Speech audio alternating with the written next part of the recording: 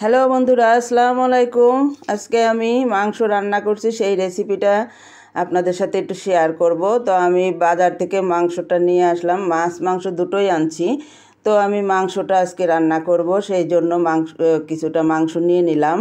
নিয়ে তারপরে এটাকে ভালো করে আমি কেটে ধুয়ে নিব।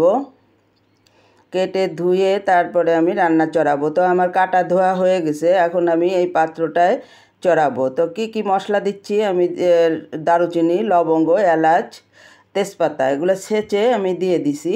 দিয়ে তারপরে দিলাম কিছুটা আদা বাটা, কিছুটা রসুন বাটা, কিছুটা জিরার গুঁড়া, কিছুটা হলুদের গুঁড়া, আর কিছুটা শুকনা মরিচের গুঁড়া, সরিষার তেল, স্বাদ মতো লবণ, আর কিছুটা মোটা করে পেঁয়াজ কাটা। সেই পেঁয়াজ দিয়ে আমি ভালো করে মাংসটাকে মাখিয়ে নেব। যত সুন্দর করে মাখানো যাবে তত কিন্তু মজা হবে মাংসটা। তো আমি মাখায়ে তারপরে আমি চুলায় দিব। তো এই আমি একটু ঢেকে রাখবো, ঢেকে রেখে তারপরে চুলায় দিয়ে দিব। এই যে আমি দিয়ে দিছি চুলায়। দেওয়ার পরে এই যে একটু বলক উঠলে আমি একটু নেড়ে দিব। এই যে আমার মাংসটা কিন্তু সেই সুন্দর কালার আসছে এবং মাংসটা খেতেও কিন্তু সুন্দর ছিল। তো এখন আমি কিছুটা মেটে আলু বলে এটাকে, এই মেটে আলুটা আমি এর ভিতরে দিয়ে দিব।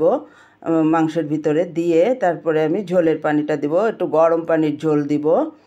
গরম পানির ঝোল মাংস দিলে কিন্তু মাংসের টেস্টটা বেশি বেড়ে যায়। তো এই জন্য আমি মাংসতে একটু গরম পানি দিয়ে তারপরে প্রেসারের ঢাকনাটা আমি আটকায় দেব।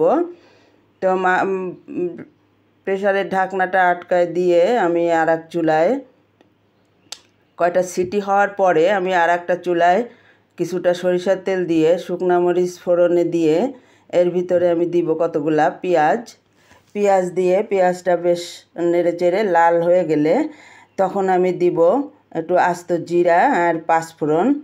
এই মশলাটা দিয়ে মাংস বাগার দিলে খুব কিন্তু মজা লাগে। তো আমি সেই জন্যই সেই রেসিপিটাই আপনাদের সাথে একটু শেয়ার করতেছি। তো এখন আমি ওগুলা ঢেলে দিব। লাল হয়ে গেছে এবং ভাজা হয়ে গেছে। এই যে আমি মাংসর ভিতর ঢেলে দিলাম। ঢেলে দেওয়ার পরে এরপরে দিব একটু আস্ত জিরা আর এলাচ গুঁড়া করা দিয়ে আমি প্রেসার কুকারটা আটকায় দিব। তারপরে এই যে আমার মাংসর কালারটা কিন্তু সেই সুন্দর ছিল। তো এই যে সব কিছু, আল্লাহ হাফেজ।